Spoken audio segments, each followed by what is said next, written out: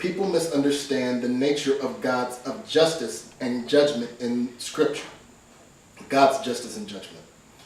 One of the logical questions that arise when indicting performance-based Christianity would be, if Christianity is not based on performance, why does God punish people?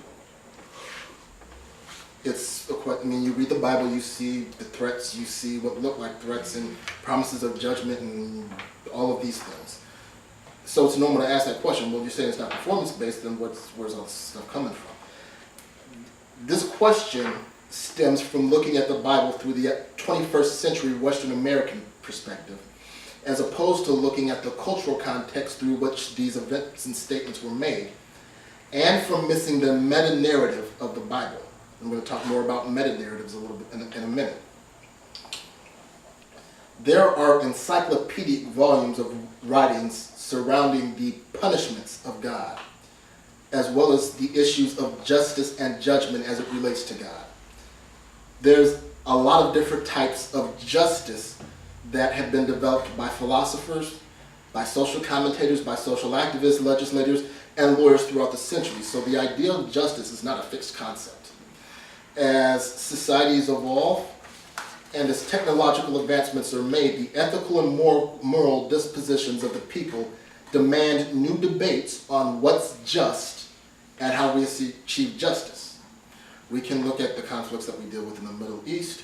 We can look at the conflicts we deal with cops shooting people, and understand differing perspectives on how to achieve justice and what's just. It's something that evolves and moves as technology demands and as we begin to learn more and as society requires it.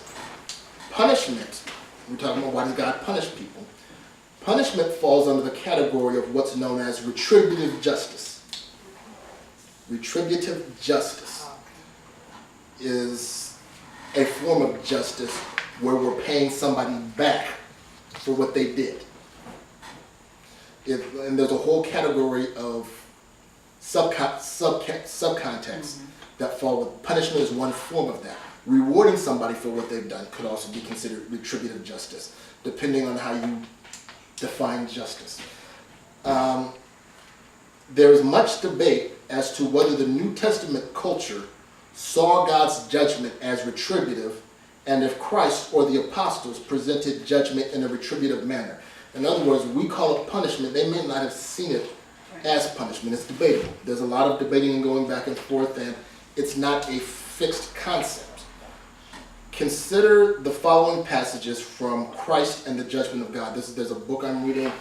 I don't think I have it here. It's probably about this thick, and I'm a little bit over halfway through, where it's dealing with, and it runs through almost all of the passages that deal with judgment and justice in the New Testament, and analyzes them. What'd you say? Christ and the Judgment of God. Hey, babe. Yeah. Can you see if that book is in the room on the computer, Sam? Yep.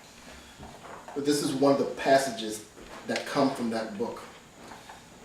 This condition of being without Christ is a natural fulfillment of people's rejection of Christ in this life.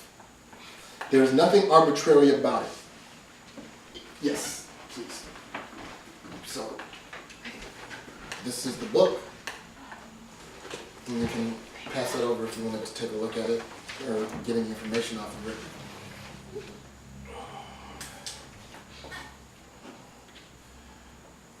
But in dealing with judgment, and I think this chapter came from dealing with the final judgment, from questions that deal with eternal judgment of Christ, of unbelievers and of believers. The condition of being without Christ is a natural fulfillment of people's rejection of Christ in this life.